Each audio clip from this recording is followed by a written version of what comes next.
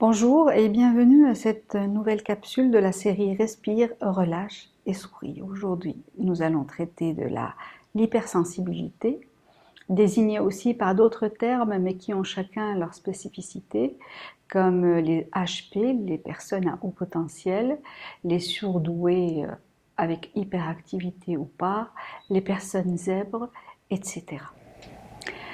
Commencer par dire que donc, le diagnostic ne peut être posé que par un psychologue spécialisé qui va procéder à des tests et des évaluations appropriées. Et ensuite, une fois que le diagnostic est posé, la personne est dirigée vers un thérapeute psychocorporel qui peut être un sophrologue, un praticien en méditation ou autre, qui va aider la personne et l'accompagner à trouver un certain apaisement et une certaine harmonie entre son esprit et son corps.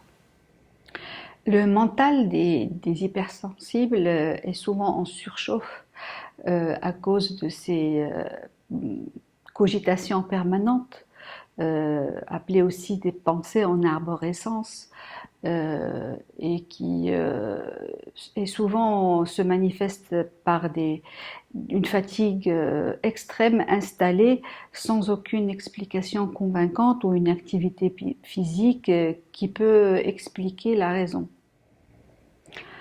Alors le thérapeute va accompagner la personne pour calmer ce mental et l'accompagner surtout à détecter l'arrivée de ces pensées angoissantes pour les apaiser et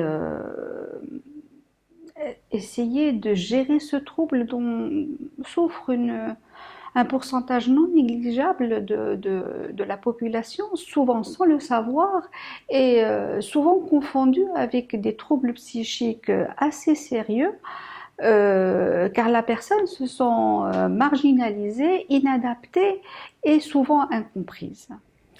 Voilà pour notre capsule d'aujourd'hui. En attendant la prochaine, je vous dis on respire, on relâche et surtout on sourit à la vie.